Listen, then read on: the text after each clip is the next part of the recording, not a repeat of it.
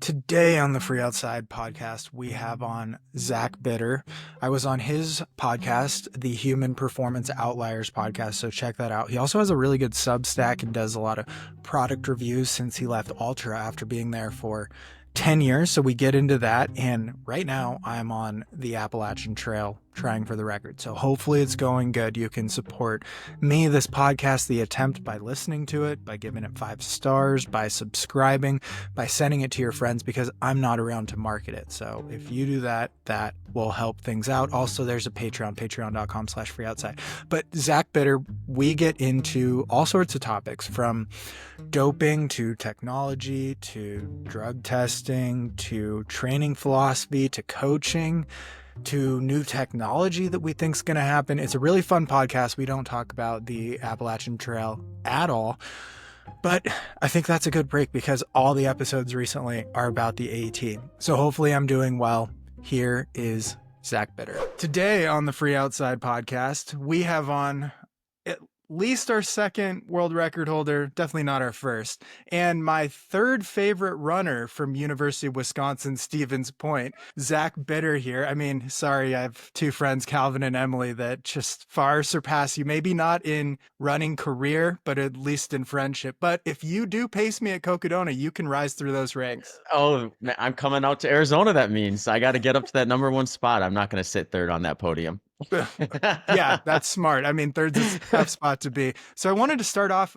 Have you ever had a nickname? Because like Zach Bitter, it's like a name ripe for having a nickname, it feels like. I haven't had a lot of nicknames because it kind of just also is a name that you can just call and feel like it's kind of a nickname with Bitter, I guess. So like all my friends have usually just defaulted to calling me by my last name usually over time. But in high school, I had friends that would call me Zippity.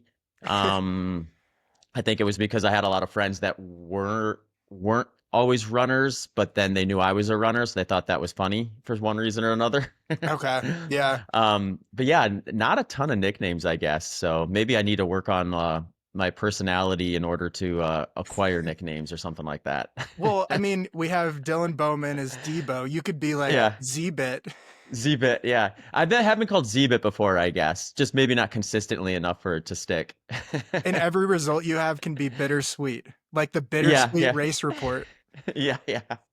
Yeah, I got to work on my branding with that. Like the bitter end, bittersweet. There's all sorts of stuff out there. There's a lot of good stuff. So I think we're in a similar boat of things we do to compile like an income. How do you tell people, especially like a boomer, what you do for work? Because it's probably confusing. Yeah, it is because I would say of the 3 things I do that sort of generate income, none of them stand out as like to the average person who's outside of like the world we're in as something that would actually generate any income. So it's like, oh, you're an ultra marathon runner. Like, how much could that generate? Oh, you're a podcast host. What is a podcast? And like, you're a coach. That one makes a little more sense to people. But like, if it's like a boomer, then we're talking about like their idea of coaching is someone standing on the sideline with a clipboard Hmm. versus someone on their computer crafting training peaks, workouts and stuff like that and sending them out. Yeah, I usually just tell them like I do a variety of different things. I'm an endurance athlete, a coach, and a podcast host. And sometimes they ask further questions. Other times they're just like, oh, okay, it seems like you're busy.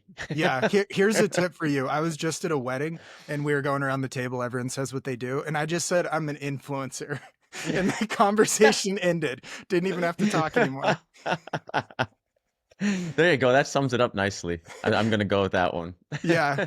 Okay. This is a bit of a personal plug because we direct a fixed time race here in Montana, but sell people on fixed time races because this seems like really was your ticket into having all these careers as well. Yeah, yeah, definitely. So I would say the fixed time is great because you sort of go in knowing I'm going to be dedicated to moving forward for this period of time, and then I'm going to see what I get out of it. So there's like kind of an appeal there, I think, for people to some degree because you're not like starting, especially now with some of these really long races, like you mentioned Cocodona. It's like I could do Cocodona and maybe I'd be really good at it and finish near the top, or maybe I'd be like really, I don't want to say bad at it because bad would, I guess, be just like probably not trying.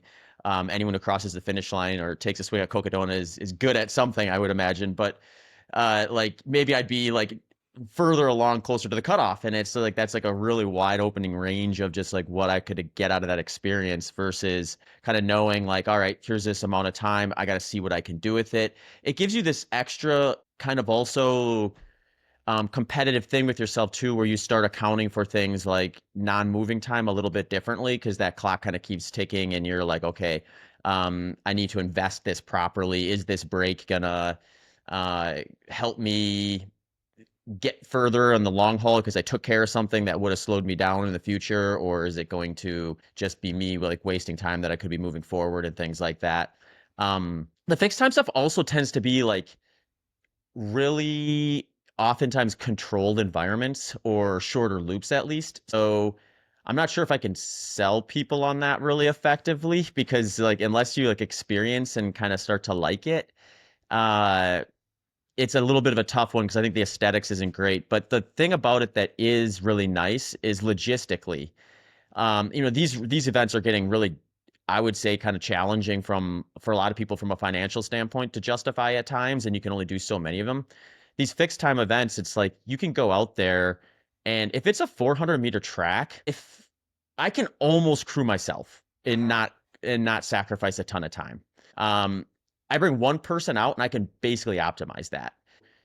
From a logistics standpoint, a cost per experience standpoint, it's a really, really easy one to do. So when people are interested in an ultra marathon, they want to kind of see like, okay, is this something I want to continue to invest time and money in, whatever.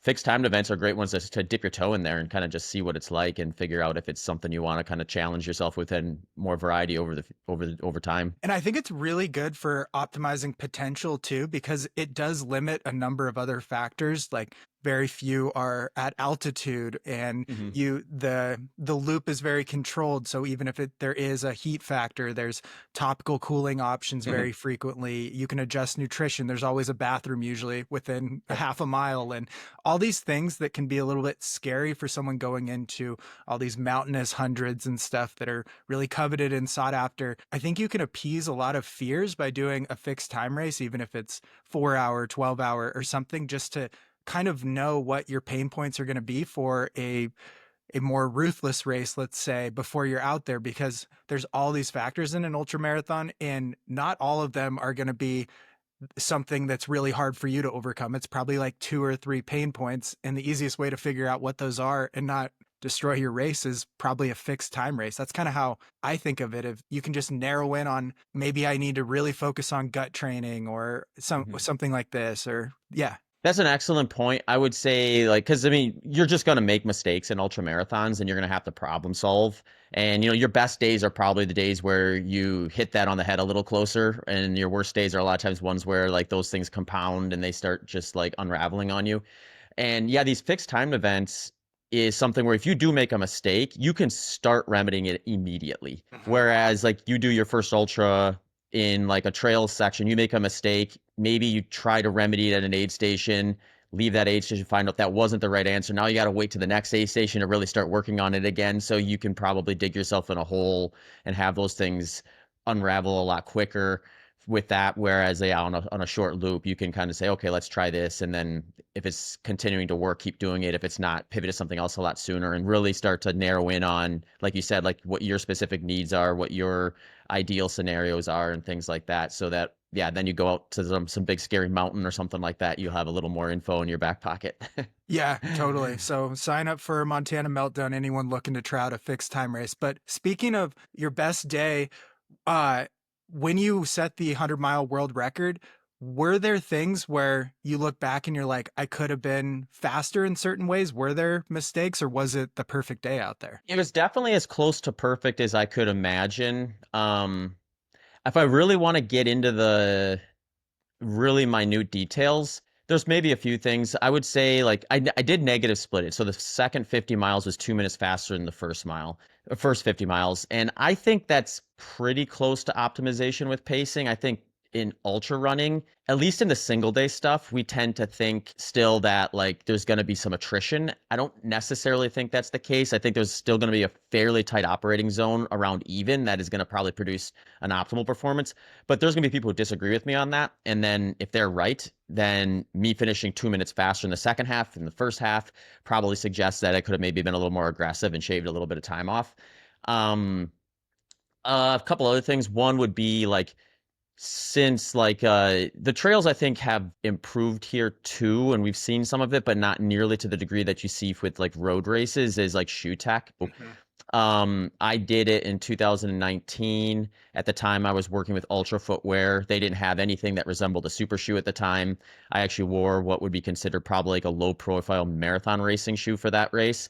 You add 40 millimeters of high-performing foam to that shoe, and who knows how much faster. I've talked to some of the leading researchers about that. Just like if we expect the shoe I had was similar to the control shoe that they use with the efficiency testing, what type of what type of improvement would you think you would see with like top tier super shoes? And the range is going to be big because we're really extrapolating forward here. In fact, it could make me worse too if it's something that creates so much instability that I just blow up and my ankles break in half or something like that. But they said like if it translates the way we would expect it to, the way it has in the marathons, you're looking at like 10 to 30 minutes. So Wow. some better technology. Another one is I actually find this one kind of funny because like I did a low carb diet for 14 years, basically starting the year before I did my first 100-miler. Ironically enough, I'm testing out a moderate to high carbohydrate diet right now for a race this fall, a 100-miler this fall. So I'm just like curious to see how that does. But I've listened to other people talk about. They said like they're like, oh well, he did it low carb, so he probably could have done it faster had he had done it moderate to high carb. So if you want to get into that debate, then it's like maybe better, a different fueling approach would have yielded faster stuff. So those are maybe like mostly like outside stuff though. Things during, I think I stopped 3 times during that race for like a total of maybe 3 minutes, which doesn't seem like a lot, but I've had 100-milers that are more efficient than that. I had one where I think I stopped for like 60 seconds. I had a race that didn't go quite as well, but from a stoppage standpoint and just like a need to stop and use the bathroom standpoint, which is really the only reason to stop on one of these timed events for the most part, was like I had 0 stopping time at one, but it was like, yeah, I was also moving a lot slower because I went out a little too fast and it was a little hotter than I probably needed it to be in order for the paces I started out with to make sense. But yeah, so I mean, I could maybe save myself a couple of minutes with a little less stopping time than I had on that day. But yeah, there wasn't a ton else that stood out. The training build into it was really good. It was goofy because it was supposed to be a tune-up race originally, but training developed so much faster than I expected it to, partly because I was coming off of the San Diego 100, which for me was a pretty big pivot to what I had been training for. So I just assumed I would need more time to get back kind of on the fast, flat stuff again, but it just turned around really, really quick. So I found myself in really good shape heading into that race. So I just went for it instead of treating it as a tune-up race, and turned out to be a good decision. But yeah, in terms of like the way the race played out in my mind and things like that, it was just one of those days where you get to those spots where you would normally have a mental hard point to try to get through, a hurdle to get over, and I was just able to push through those maybe a little more effectively and like steer it towards positivity a lot easier than maybe I had in the past or I've done at other races. And I think that actually plays a pretty big part in consistent running with these type of events. Quick break to talk about what I am wearing during this FKT, and spoiler alert, it's all Janji. So I'm wearing the men's Trekker snappy shirt, the reverse paisley color. Why? Because it's short sleeve and it's quick drying, and it's just really easy to open up and get a little bit more ventilation when humidity is going to be high out there on the AT. I'm also wearing the men's AFO middle short ultra. I wear a size medium. They're just great because they have pockets, and the world just needs more pockets. I can keep a bunch of snacks in my pockets, and I have hip belt pockets and side pockets and front pockets. So I just need food everywhere because I'm going to be eating between 8,000 and 10,000 calories a day. So I love the pockets on the men's AFO middle short ultra from Janji. And then the AFO hyperlight visor. Do visors look dumb? I don't know, but I'm in my 30s now, so it doesn't really matter. And they're just cool. I can put a bandana or a towel, cover my neck in the sun, or if I stick that bandana or towel in the water, it's just really good and cooling. So that is what I'm wearing. Shop at johng.com. Use code FREEOUTSIDE for a discount and tell them I sent you. Back to the episode. Totally. Yeah. And this is a really big topic I wanted to hit on because I think we both have seen and had experience with this of like that record stands in 2019. And ironically, that was like my best year of setting FKTs and stuff too. But it stands as always a record then. And I mean, undoubtedly everything gets broken at some point. But the hard thing about records is they're there and they can be broken, but like a placing in an event, that's like you versus people on that day in that year with that technology.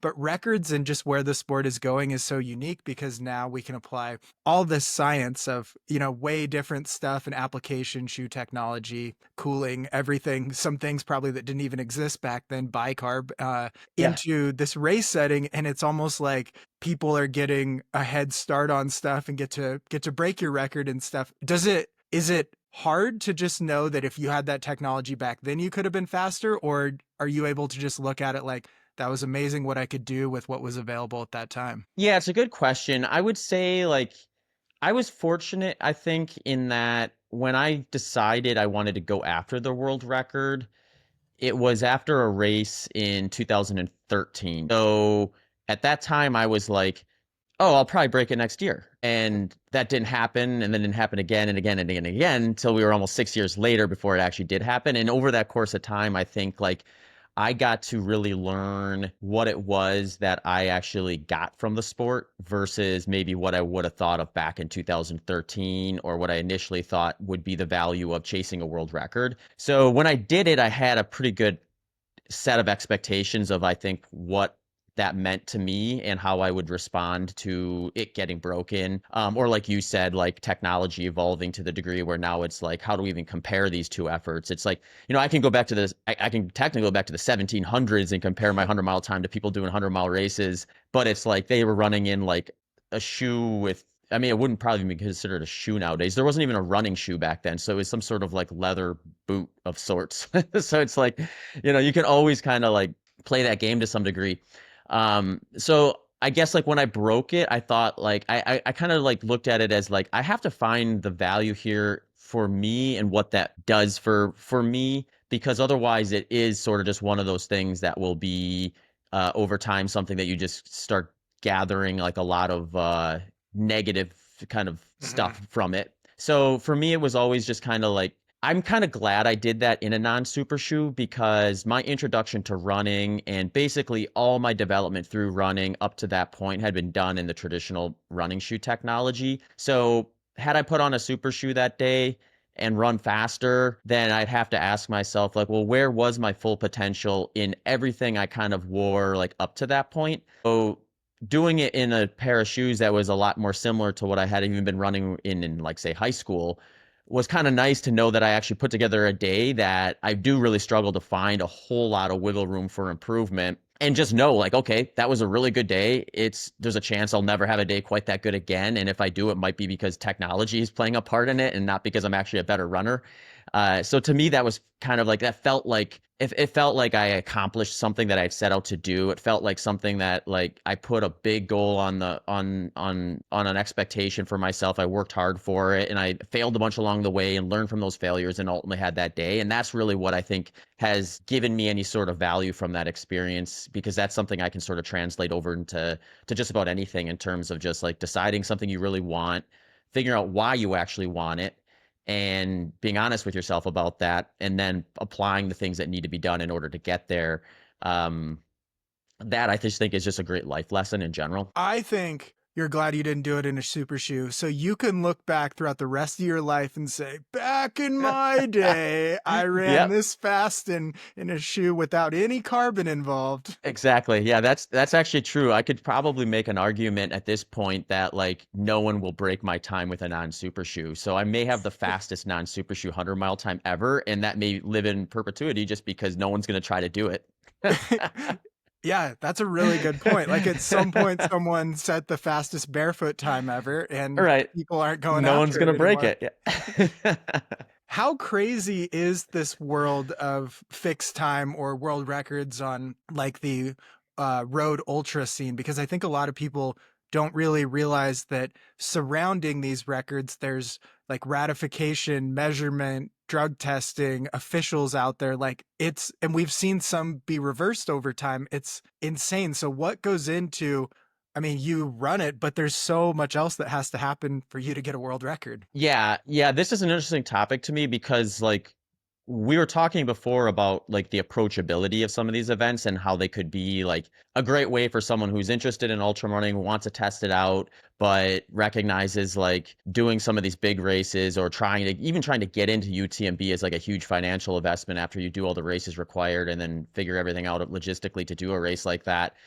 I don't know that it's all that much more approachable if you're looking at it from this lens of like, I want to actually try to develop as a professional athlete. And the way to do that here is to chase times because that's kind of what it is, right? Like, why are you getting on a, like, if you're someone, like, let's say you're like some young, early 20-year-old guy and he says, okay, well, Zach looks like he's having a lot of fun coaching, running, podcasting. I want to do that. And one of the reasons he was able to do that was because he ran these fast times on controlled events and things like that. So maybe that's the first move. Maybe I go and I make him look silly by running an hour faster than he did and then start my podcast and my coaching business. And then there we are. It's like, you can't just like show up to a random event and break a world record because that event has to go through the process of the right measurement. It has to be like certified. There has to be a certain amount of competition. It's not that big of a bar to clear. I think there's like 3 people that need to be competing in order for it to be world record eligible. Then there's the doping control side of it. They want that to be part of it.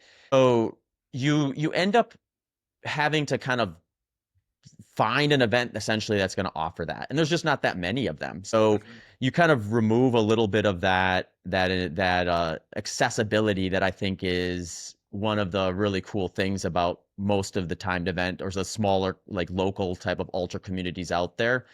Granted, we're talking about people chasing records at this point, so you could maybe argue that that should just be kind of expected to some degree. But it gets a little weirder, I think, even when we step outside of like the 100 mile or the 24 hour, where there are a lot more options, and you get into these multi-day stuff where if you want to break like the 6-day world record or something like that, which sounds like a obscure event, but if you do your ultra running history research, you'll know that in the late 1800s, early 1900s, the 6-day event was actually like a top tier sport event within all of sports, not just running. Um, these people were celebrities. So there's like a huge history and precedent for that particular type of event. But nowadays, if you wanted to go and try to break one of those, there's probably a couple events here in the US that you could actually do that at. And then if you want to try to time it, you might have to travel internationally to find a place. And then you could do it and find out that the event that was supposed to be certified isn't certified, as we learned and from other situations out there more recently. So it does become kind of this thing where like I it I think there's got to be a plan in place, I think, for record certification if you're going to make that a piece to the sport or a value add to the sport. And with that comes things like drug testing and course certification and things like that. I do think that like if we look at just the way that's developed in other sports, you could argue that it's been like just as much failure as it has been success from just the way that it ends up playing out in terms of like people who dope and then break records and then never get caught or get caught years down the line. And I think it was, I hope I don't butcher the stats on this, but I want to say there was like a survey that they did with like professional athletes, Olympic distance ones, just basically trying to like anonymous, like figure out how many are actually like breaking the rules. And it turned out it was like close to half or something like that. Half that were And honest. yeah, Yeah. right, exactly. Yeah, because there's still the anonymous person's like, I'm just gonna lie on this anyway, even though Yep. they're never gonna know who I am. But like, and we catch like something like 1%. So it's like, are we really doing the best that we can for that to make it something that we should be striving for? So like when I see a lot of the like conversation around ultra running and being like, oh, well, we better make sure that that post-race drug test got done, or we can't certify this. It's like, what are we doing here? Like that's like the last time you're gonna catch somebody Mm. doing something you It's a stupidity exactly. test. Yeah. Exactly. Yeah. So it's like I honestly just don't care at all about post-race drug testing, whether the person was clean. I mean, obviously, if someone tests positive after that, I'm like, you know where my mind actually goes if someone tests positive after a race is, dang, I wonder what they accidentally ate. Like, because Yeah. otherwise, why would they be doing anything like? Because they know they're gonna get, unless you went into an event thinking there's no way I'm breaking this record, and then you just like knocked it out of the park, broke the record, and at some point along the way didn't realize, oh shit, now I'm gonna have to produce a sample and I'm dirty, so that's gonna be bad for me. Like you kind of have this situation where like I'm almost as convinced that the person made a mistake as that they did something nefarious if they get caught on a post race Mhm. drug test. So then it's like we need to look at it through a totally different lens as to how we would even like police that side of things. So um to some degree, I think like within ultra running and that sort of stuff, it's like let's figure out what's actually going to maybe move the needle on deterrence here and start there versus trying to piecemeal together like some of these like weird things that sort of had made sense at times but maybe don't make sense if they're not combined with other things and like stake people's reputations and credibility on it. It just seems kind of weird to me, to be honest. But that's what I would say the downside is it's sort of like it kind of has this like I guess maybe the way I would look at it is like I guess the trails are probably shifting to this to some degree now too, but the trails have always sort of had this feel of like it's kind of just there's a more of a connection to like being your best self on that course or beating the course as much as it was like celebrating the winners.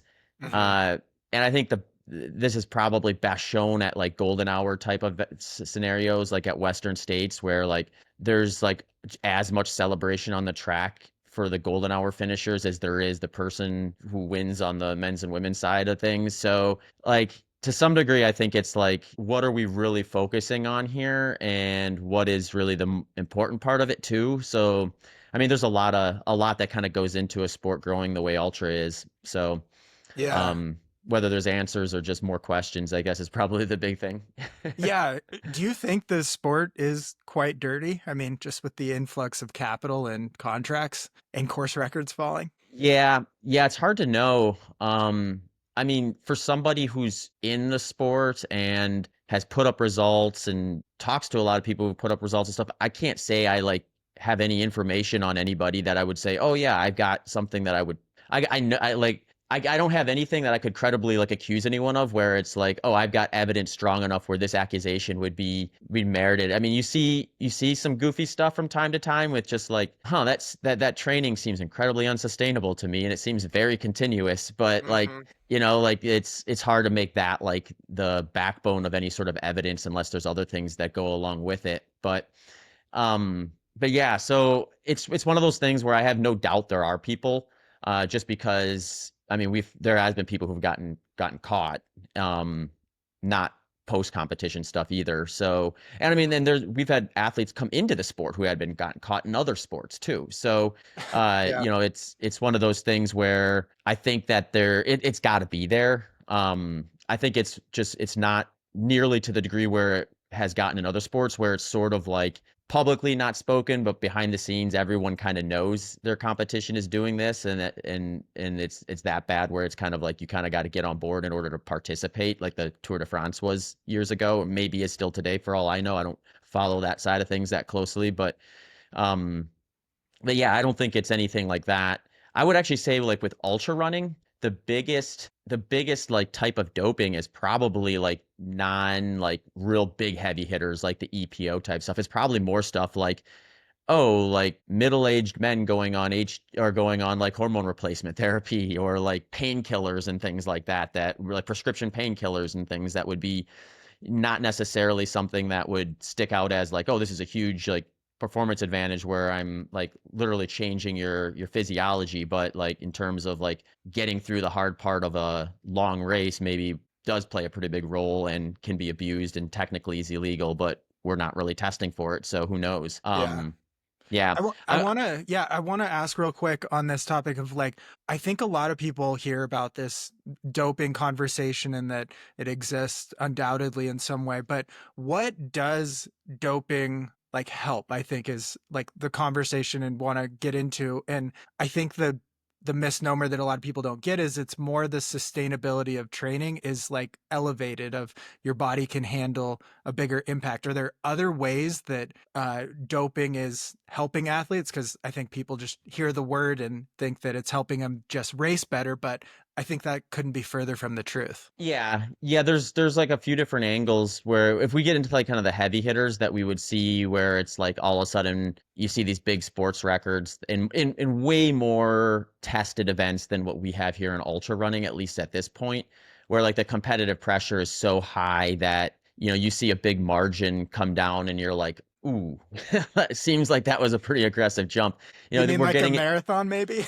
yeah, like a marathon. Yeah, exactly. Yeah. Yeah. So then it's, well, yeah, and then a marathon where there's a PR in the 5K, 10K, and half marathon along the way, albeit too. It's like that's a pretty wild experience to have. So it is one of those things where there is like like what you mentioned, there's doping in the sense that, hey, I can tolerate such a higher degree of training that the average person who's just dealing with natural, all natural is just going to break down and get worse if they continue this process, is going to compound over time and make you a better runner. But then there's also just like things like EPO where it's like, oh, you're just way more efficient with oxygen transport and stuff like that. And it's like, especially when we get into kind of the higher end of the aerobic intensity spectrum, that becomes like a premium for how hard you're able to push up like a climb or out on the streets of a big city marathon or something like that. So, yeah. So, I mean, I think that would be like the fear, I guess, with ultra running is like those big hitters that are going to be making like multiple percentage point differences in their performance would come into a large enough degree where it's like, all right, now it's like we can't really trust any of these results because it's not like someone was in the gray area or something like that and managed a tiny little advantage that maybe got overshadowed by something else. It's like these are clearly things that are going to move big percentage points forward compared to what they would be able to do otherwise. Yeah, totally. I think, I don't know, it's just an interesting time and there's a lot of interesting things. And this is why the Olympic style of holding on to samples for a number Yeah. of years is probably the best way if there was ever any money in ultra running to do something. Yeah. Yeah. And I've wondered about just like the way to do that if there was I think at the end of the day, since you can't there's two things. Like we could either have this big technological breakthrough where I use this as like kind of like a crazy example that who knows if this could ever happen or not, but like we have like lie detector tests, right? Mm-hmm. And you can't trust them to 100% degree, so you couldn't apply something like that. Because it'd be great if you could just say like, all right, everyone on this starting list, we're gonna run you through this 5-minute question set and see if you've been playing by the rules. If we could get something that was 100% accurate like that, then it's like now all of a sudden it's like, okay, if you want to play this game, then be honest. If you don't want to be honest, don't play the game. That would be great. That'd be But amazing. Oh my yeah, yeah. gosh. That'd be like must see TV. Yeah. Well, and then it would be funny too, because like most people would probably be like, oh yeah, I haven't been playing. Well, and not most people who would be cheating would be like, oh, well, I'm not even going to bother because I'm just going to make myself look like a fool going up and doing that. And they would just stay away if they were going to do that. But then you'd have someone with like a ton of hubris who thinks they can beat the test and come in there and fall victim to that, and then you'd have a must see TV like you said. So that's like that would be something that would be like really interesting if they could ever make that a reality. I don't know how possible that would actually be, but I think like if we want to be reasonable with kind of current things, some of it is sort of building, I think, a culture within the sport. It seems kind of cliche, but when you think of it, like when you look at like cycling, the culture was the exact opposite. It was once you get to a certain point, you get on the program or you go home. So it created this weird scenario where like Some people were like, well, if I want to continue this, I've got to get on the program. I guess everyone else is doing it. So they were able to morally justify it to some degree. Or maybe you had a scenario where someone had like a lot of other opportunities other than the pro cycling tour over in Europe. So they were like, okay, well, I'm going to go that route. I'm going to go get my PhD or whatever because I'm accepted into that program versus someone who's like, hey, I've got a high school diploma and nothing else, and here's my opportunity. I'm going to go for it. So if everyone else is doing it and that's what I have to do, then those are the rules, and they sort of like justify it that way. So that's a huge cultural thing where it's like now you have athletes who probably wouldn't otherwise dope being open to doping because everyone else is doing it. So I do think there's a huge part of it that could be shaped where it becomes just so distasteful amongst like the ultra running community. And we're probably losing the opportunity to go this route if we haven't already, because the sport's getting bigger and more global and you get different perspectives on things as you enter more people and more diverse groups of people and things like that. But if you could harness that kind of culture of just like, hey, that's just not something that we're going to try to do because it kind of defeats the ethos or the thing that's going to welcome you in. So maybe it's like kind of the marketing of like, what's the desire to do the ultra in the first place? And if there's a cheating component to it, it sort of removes that interest so that people just aren't coming in thinking of it through that lens at all. Maybe that helps.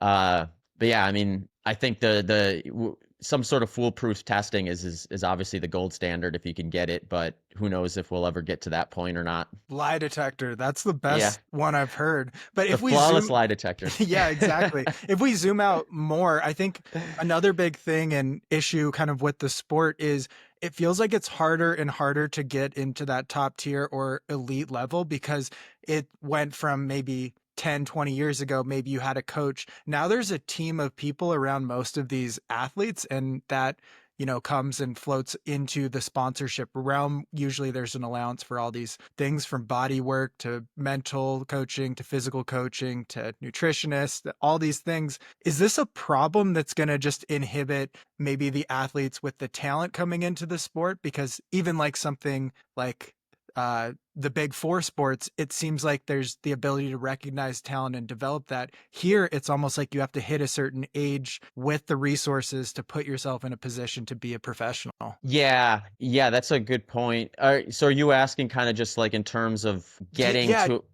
I think that this is twofold, and where I was going to kind of go with it too is with a lot of track and cross country programs being cut in college, which is almost a development into trails, track, anything running, Mhm. that we're losing that of now you have to have your own resources to develop yourself into a professional. And I think it's going to just have some athletes miss out on the opportunity, even though they have the talent. Yeah. Yeah, it creates like kind of a big kind of canyon between starting and getting where you need to be because there's not like a pathway. I actually think one of the issues with that too is it sort of makes people look too far into the future too, and then that can be either deterring to start or it can just be setting someone up for failure versus having a lot of these like more local development things along the way. Because when I think of like cross country in high school, cross country in college, and then maybe competing on the professional side of things on the roads or the track for a while, or getting into ultra running, things like that, to me, those all create environments where you can actually set current sustainable goals versus trying to live like globally when you should be living locally. So, like, the way I look at this is like, if you had taken me as a high school runner, I was proud of myself despite knowing very little to anything about the sport other than that I was reasonably good compared to like people in my neighborhood. Yeah. And had I known like what it actually took to be good at the sport of running at the time, that might have been like a huge deterrent to my interest in wanting to even do it because it would have seemed maybe so insurmountable to even think about. Like it would just minimize any accomplishment I had that I was currently proud of.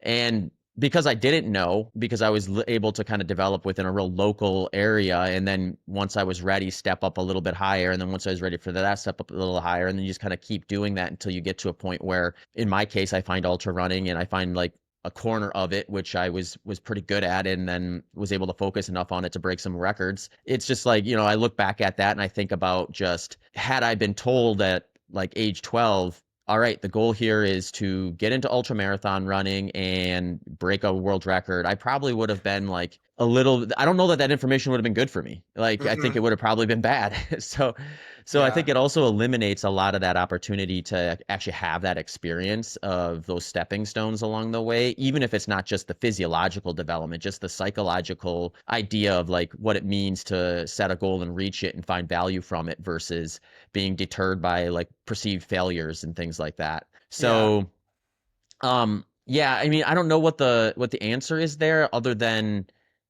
like, yeah, because like if you wanted to, if the sport got big enough, I guess you would have brands that would essentially want to develop young talent because they were like, if we develop a dozen men and a dozen women that are clearly fast and talented runners, a few of them are going to hit, and then maybe we have a couple Jim Walmsley, Courtney DeWalters on our hands, and it's an investment we're worth making. You know, but I don't know, yeah, how do you go about that? Because to date, we've had these feeder systems that have kind of sent people through that without the big brands having to worry about it because the structures were in place.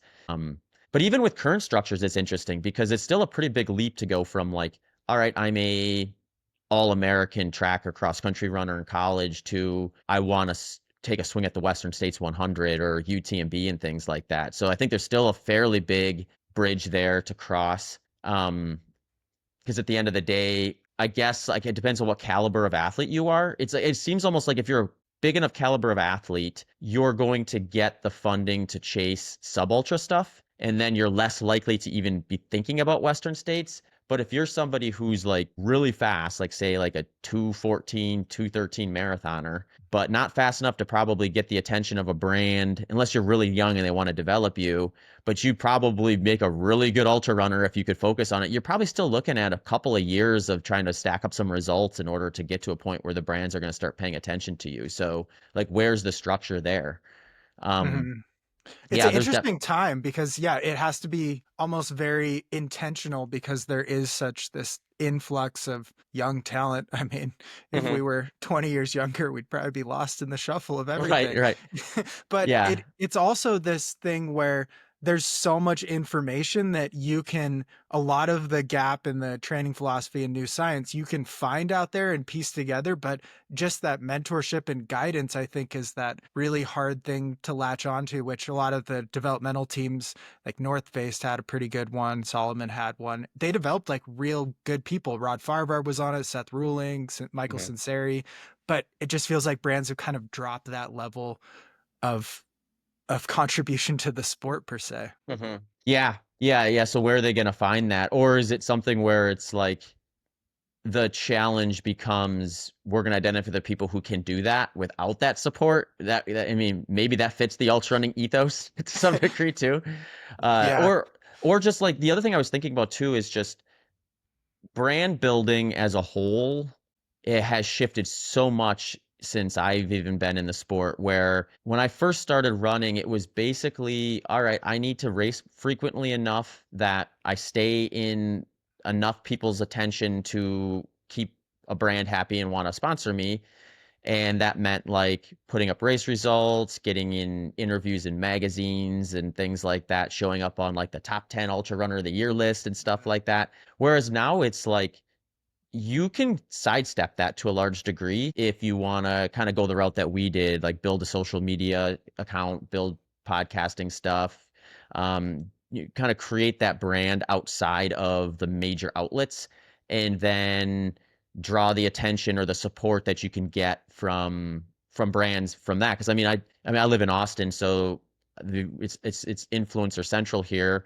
And talking to some of those folks, it's interesting because it's like they have so much kind of social capital in terms of reach that brands want to, like, if they want to do a race and they want to have like all the supports in place to build up for it and the videographers to capture it and things like that, brands are going to pay for that because if their logo's on there, if their gear's on that person when they're doing it, then they see the value add there. So to some degree, it's like it's almost like I guess the question here is there some amount of work that should be required by the individual before they get ushered into some of that? Or is it some form of like, oh, there should just be like an entry point where if you can like produce this sort of result, then therefore you're in one of these feeder programs type of things. So it kind of becomes that like how much responsibility is on the person to develop value before they get the offering versus we need to find people with the right tools and then give them those tools so that they can develop more easily.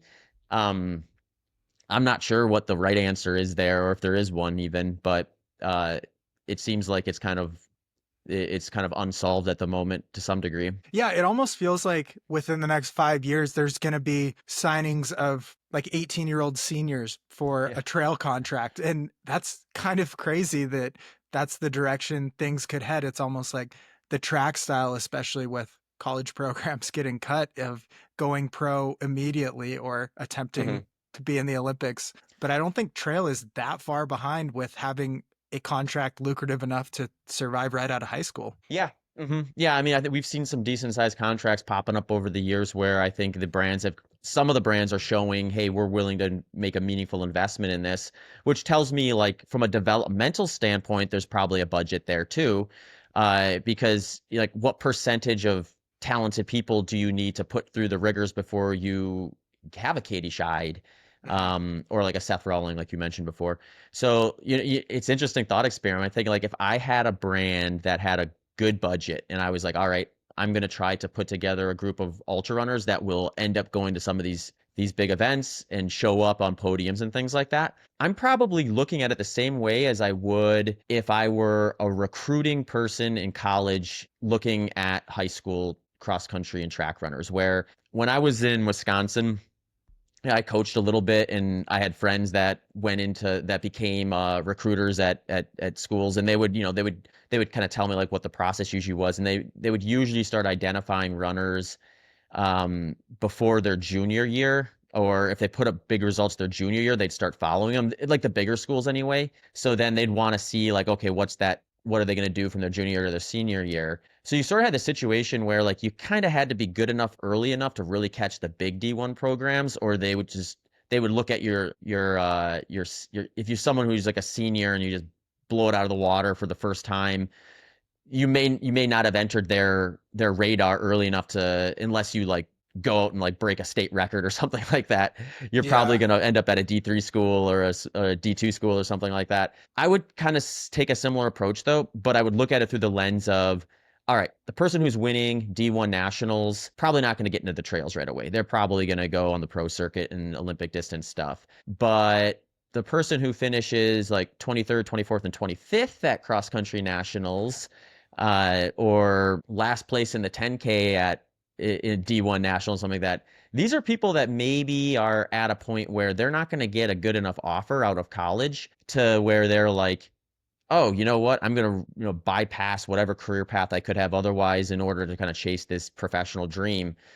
Maybe get a dozen of those type of individuals and assume like all of them are probably going to be reasonably good at Mhm. some version of ultra running, and a couple of them might be world class good. And does that investment pay off over time by doing that? Probably depends on the budget.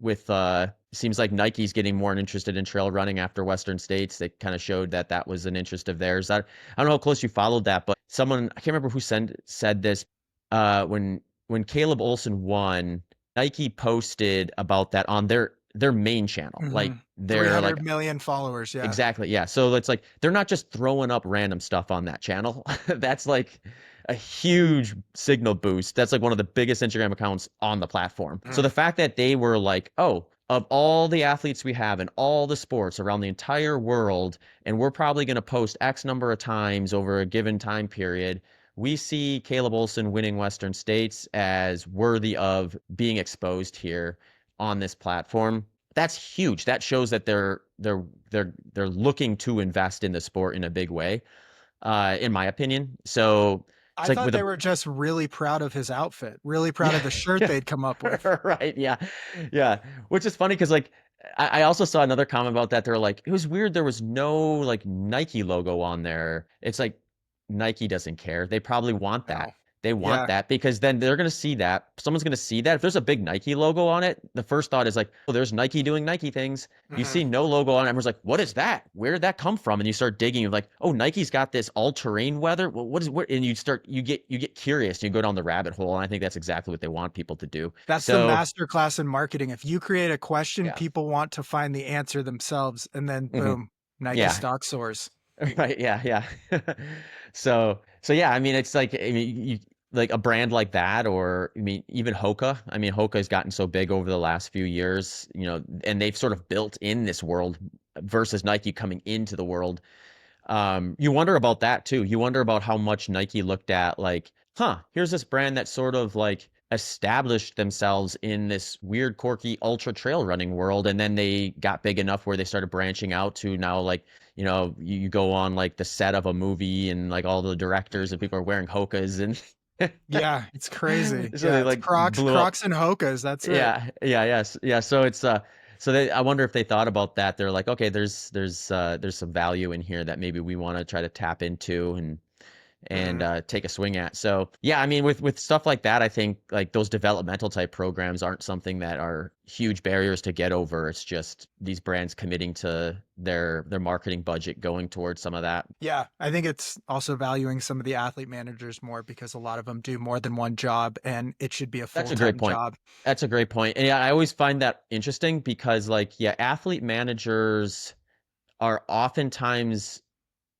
they're forced to be incompetent essentially because like I can't tell you how many times I've had conversations with athlete managers and I'm trying to just explain to them like here is like what I do and where like the value is. Like if you work with me, this is where you're going to probably get the most value with me using your product. So like the example would be like if I find a product I like and I'm like, okay, this is something I'm going to put into my routine and I reach out to that brand, I'm like, I think there's some synergy here. This is how I would see it kind of plugged into my ecosystem. These athlete managers rarely have the bandwidth to actually consume that in a way that actually looks universal. They oftentimes, I think, like you said, they've got like a bunch of other obligations that they have to worry about that are probably more important than figuring out a partnership agreement with me. So at the end of the day, they're like, oh, well, we want Instagram. And it's like, okay, cool, but that's one tool that I have. If you really want your brand to grow, let's put this in the ecosystem in a way that it fits uniformly, Hmm. not just like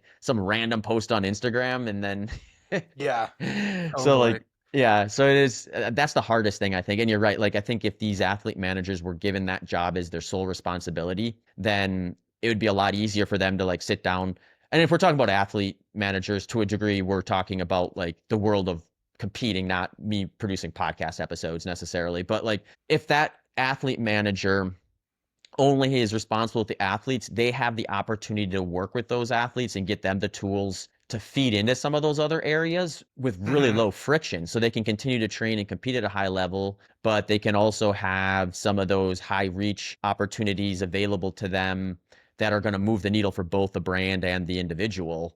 Like I just had Nick Bear on the podcast, who obviously that guy's built an insane brand to Oh, the I thought degree you said insane body. Yeah, but also that brand. too, that too. But yeah, so like which is so interesting to me because um he did the BPN Last Man Standing. None of the traditional ultra running outlets knew or cared about that event, to my knowledge. And Nick was just like, well, we're doing this and we're gonna promote it through my channels. And he wasn't aware of what was going to catch. I think he probably knew that it was going to be visible because everything he does is visible. But to the degree that they had 30,000 people tuning in on their not Nick's Instagram, the BPN Hmm. Instagram channel, which is smaller than his by like, I think like 10 times smaller than his or something like that. They had 30,000 people tuning in just to see this end lap and the start lap of this last man standing. And he's like, we had no clue that that was going to blow up that way. We just leaned into it when it did. And he basically said, he didn't say this intentionally, but this is what ended up happening. I don't care if the major outlets don't cover this because it's going to reach a ton of people, whether you like it or not. Hmm. And it's kind of interesting when you think of it like that. It's like, so that's what one person can do. What can happen when you get brands that have big channels, that have resources, have employees, um, can focus on like multiple people versus one event?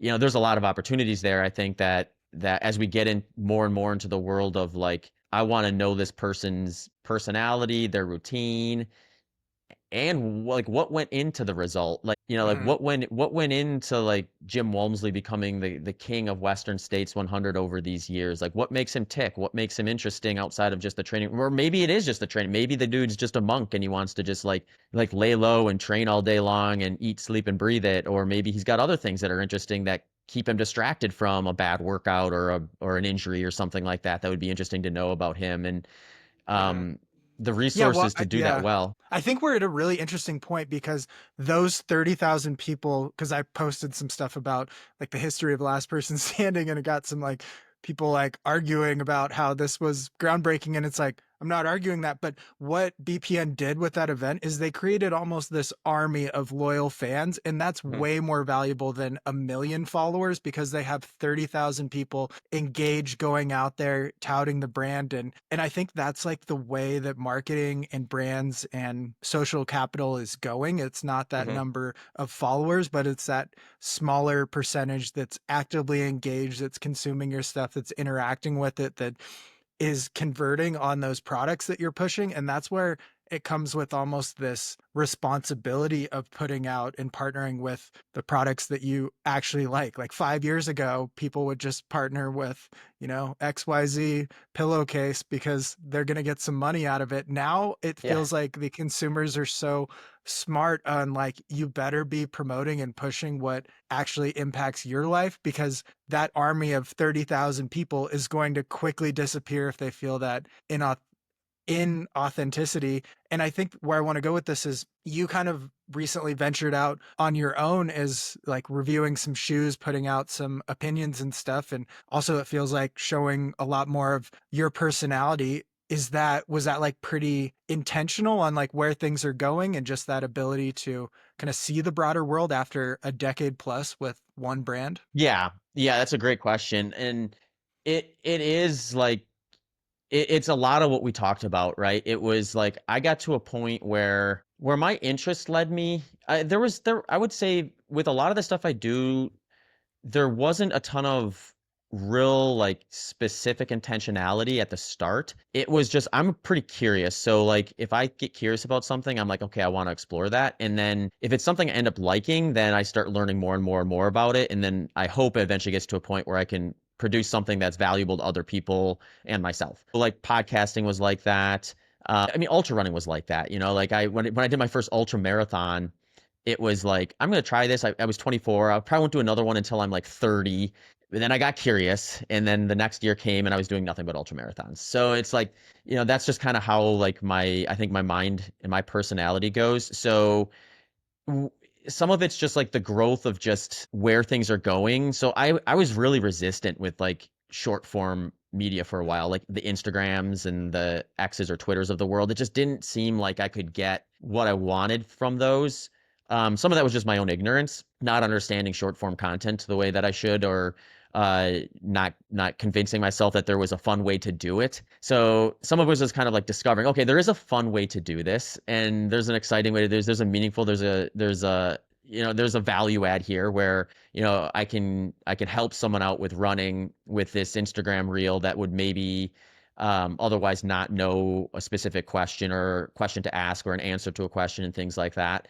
Um, and then the brand stuff was kind of a lot of it was like kind of what we talked about before, where now I do have like these multiple channels between race results, podcast downloads, Instagram engagement, and things like that, where it was it just didn't it was hard to kind of get to a point where I was like, where is the kind of like interest from you here, and like where was like what is it that I'm doing that you're actually excited about? Where's the value that I'm providing you that I can see and that I can just say, okay, I like doing this, you find value here, let's work together to make this even better.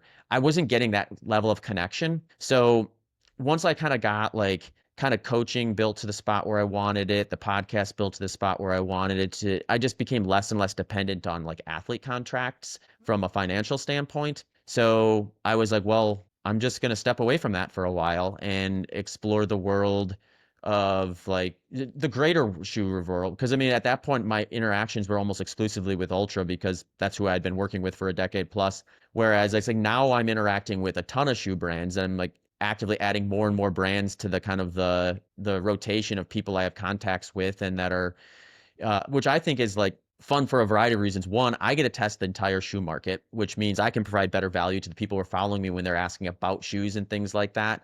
I can find the shoe that works best for me for the very exact thing I'm doing.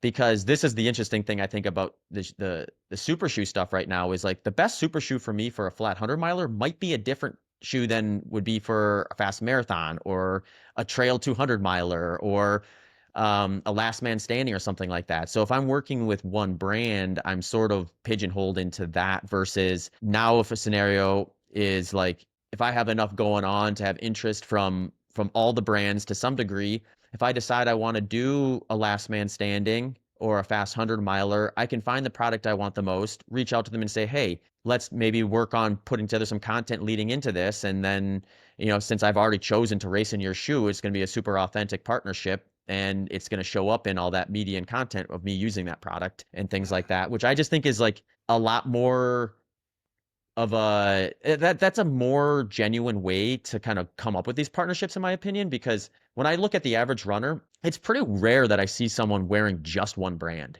Like Yeah. they oftentimes have different models from different brands for the purpose. So I feel like we've outside of the support that's required for a lot of athletes. I don't want to like downplay that because like for an athlete who doesn't want to put themselves out there the same way that you or I am willing to, that's nothing wrong with them. That's just like the personality, but that shouldn't necessarily limit their ability to express themselves on the track or on the course. Hmm. And that probably means they need a partnership, performance-based partnership.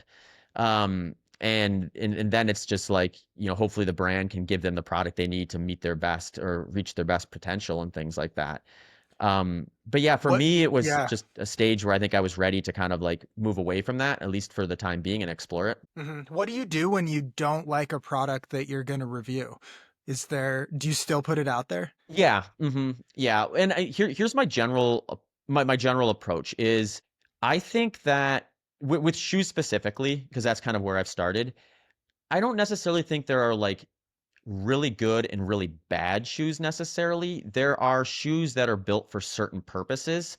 Mhm. And then there are shoes where it's just like, yeah, this just isn't a great shoe for, or like there's nothing that stands out about it anyway. So like, I'll say that like we just released an episode and there's a couple models on there. There was nothing wrong with the shoe, but nothing stood out about it that would make me like in this landscape of hundreds of options to say, okay, that one's the one. So it's Mhm. like, I can say still like there's gonna be people put the shoe on that say this feels good and I can predict what I need to get out of it. And I'm just gonna keep getting it because of that. But if I'm looking for a certain feature that stands out, it just doesn't have it. Or the other side of it is just like it's really hard to make a shoe that does everything. So Yeah. I think the listener's more interested in deciding what is this shoe's strengths and weaknesses, what are my needs and things I can't compromise.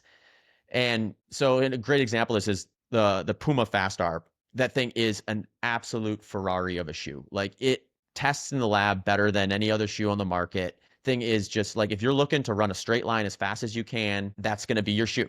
But it's also because it's so fast, it's very unstable. Mhm. So like right now I'm building up for a 100 miler. I want to wear that shoe, but I have to make sure that it's stable enough for it to last me 100 miles so I don't end up creating a problem with it that overshadows that performance. So does that make that shoe good or bad? I mean, it just depends. Like if I were going to run a fast marathon, I think I would have no problem choosing that shoe. But since I'm going to try to run a fast 100 miles, I maybe have to consider the stability of that. So then it's like another super shoe that tests a little lower than that, but has better stability. Maybe I'm not picking that shoe for a fast marathon, but I'm going to pick it for the fast 100 miler because I require a certain amount of stability that goes above and beyond the shoes that are performing better than it, because those things typically come at expense of one another, stability and performance. Mhm. So I think when you start looking at it through that lens of just like, what are the characteristics of the shoe that make it unique? What are the characteristics of what it is intended for? Um, so that people can kind of look at their needs and decide like, all right, this is a direction I want to go or worth checking out. Um, so that's kind of where I've taken it now. Totally. Yeah. So I Okay. haven't gotten any emails from brands saying, "Hey, we didn't like that review," or yeah. Yeah. Well, I'm sure there's something with everything. I mean, there's like also the price scale too of like value add is Exactly. like within a shoe offering. And once it hits the market, it's probably not a complete dud if it's made it through the process of being Right. manufactured. So, Hmm. Yeah. Well, yeah. and that's another good example. I just tried out a shoe by 361, the Flame 4. It's kind of like a lesser known brand, but it's a fun shoe. And it's a tier below the top super shoes. Like if I were to try to get as fast as I possibly could from an efficiency standpoint, I'm not picking it over like Nike's top tier options, Adidas top tier options, or Asics top tier options or Pumas or anything like that. But it is $169 versus Yeah. 250 plus. So if I want a shoe that's going to perform well better than average and give you that kind of super shoe type of feel, and kind of work on my gait and the way it's going to perform in that sort of technology with minimal expense to efficiency relative to the best, and save myself $100 per pair, Mm. maybe I buy that shoe and use it for a lot, and then maybe I race in a different shoe. But people are thinking about these things, I think, as they decide how many thousands of dollars they want to spend on running shoes every year. Yeah. The college kid super shoe right there. It'll save you Yeah. some beer money. Yeah. Okay, I have one last question or topic I want to get to. So we've seen like a bunch of science hit. We've hit on some of it throughout, but where do you think it's gonna go? Like this is just kind of a fun brainstorm, and the two things I think are gonna hit or come out are a lot more emphasis on breathing and training breathing and breath work. And I think we're going to start seeing breath work coaches and people in there. And the next one is a little more fun of what I think there's a long way to go in sock technology. Like think of different strands and fibers if it's helping flexion of your foot or even a longer sock up your calf, aiding in like the snap of a super shoe or something. Like there's got to be something there that can be improved because so many socks are basically the same. Do you have any guesses, fun thoughts on where we can improve some of these things? Yeah, that's a great question. Yeah, I mean, the shoes are the ones that stand out the most, I think, in terms of like where we've seen the most progress recently. So, like, what else could like aid in that is probably a great question to ask. When we get on the trails, I think that it makes it even more interesting because I don't think we've probably put together like something that would be nearly as explosive as the foam has been for the roads on the trails. So maybe there's like a growth in optimizing it towards that. Cause right now, like on the roads, we sort of have this situation where we've put some regulations in place with like the single plate and the 40 millimeter stack height. So now it's sort of like an arms race within that to see who can make the best version of that framework. Whereas on the trails, to my knowledge, I don't think there are really any regulations on stack height. Not But ever. No, okay, not so nothing about trails are regulated. right, yeah. So we kind of have the situation where like maybe there's going to become more interest in developing a product that can really move the needle to the same degree that you're getting 4+% efficiency. Um, and proven there actually has been a study done on trails for super shoes. I don't know that all the data's come out yet for, but they are looking at that to see like just Yeah. try to get some answers to these questions that we've all been asking every year Western States blows up, where it's like, oh, the shoes or the nutrition and everything. And there's So always like, one or two people on the men's and women's side who place in the top 10 without super shoes. So like Killian didn't have mhm. super shoes. So Right. Yeah. So I actually think like it's going to be event dependent. And since Western states carries such a premium in terms of like exposure and race results and where brands want to sink their money in to build a piece of technology that will help people get from start to finish there faster, I think we're going to see more efficient cooling methods too, where it's like mm, maybe in 10 years we're just laughing about the fact that we used to dump ice water on each other and jump in that's pools and exactly what I'm thinking too. There's got to yeah. be like a product that's like a slow release of cooling rather than Yeah. just 200 Hmm. pounds of ice. Right. Yeah. So I think that's probably one that's going to be, and maybe Nike has started this with that shirt. I can't imagine that shirt is a massive mover, but it might be a small enough mover where over the course of 100 miles, it makes a meaningful difference, especially when we're talking about 10 minutes between the podium finishers. But when do we get to a point where there's a cooling thing that actually makes a difference? Where one of the more interesting things I found about the Western States coverage this year was when they had Jim on in the beginning. I would have could have listened to Jim talk for 12 hours about the ins and outs of Western States preparation and like strategy and things like that. But he was saying like if they moved it to a different time of year where the temps were cool and you could avoid snow in the high country, he's like, it's a sub 13-hour course. Yeah. So it's like, okay, so the weather is that big of a variable. So then how do you neutralize that to a large enough degree where we're seeing people take 10, 15 minutes plus off of their finishing time purely because they kept their core temp down better than we've been able to? I think that's probably a big one. And that one also translates over to other events too, because at the end of the day, optimal temperatures for running is, we're talking about like in the 50 degrees Fahrenheit range. Yep. Yep. So you could use that technology on a 70-degree day. Like that's actually an interesting topic in general. We think of cooling when we get to races that are hot, like Badwater in Western states. Topical cooling can be effectively used at, like, I used topical cooling at Desert Solstice one year, and it didn't get above 70 degrees all day long. But it definitely made a difference, because if it would have been 50 degrees that day, that would have been even better. So I tried to make an environment where it was closer to that than 70 when it got hot, relatively speaking out. So I think that's the other thing too, is people kind of wrapping their head around just like where these tools actually have value when maybe they didn't perceive it there in the past. As much as like the additional technology that helps them do that. Yeah. And for any non-sponsored, non-Nike sponsored athletes, there's a $10 Frog Tog cooling towel. And I'll tell you what, it literally works similar to the entire thing made. I mean, it's a little weird shape. It's really long and narrow, but it has the same cooling thing, and it's $10. So check that out. There's technology out there. You just have to hunt for it. So just like the shoes that are a little cheaper on the Super Shoes run, it's out there. Nike doesn't hold all the patents to everything good in the world. Yeah, no, that's true. That's true. Yeah. If you're willing to do a little homework and go down some rabbit holes, you can find some interesting stuff out there. Yeah.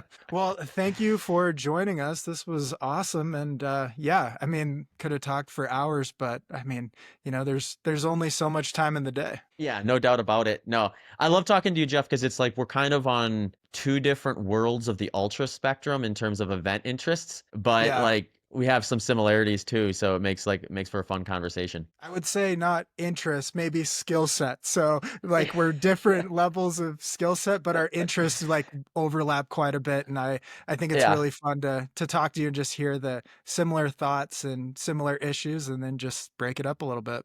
Perfect. So, yeah, you can find Zach, the HPO, Human Performance Outliers podcast, not to be confused with EPO. So yeah, check him out.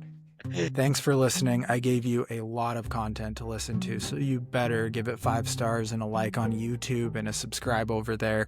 Also support our sponsors. We have JanjiJANJI.com. I'm wearing the Snappy Trekker shirt, the AFO Ultra 5-inch shorts because they have pockets, and an AFO visor while I'm out on the AT.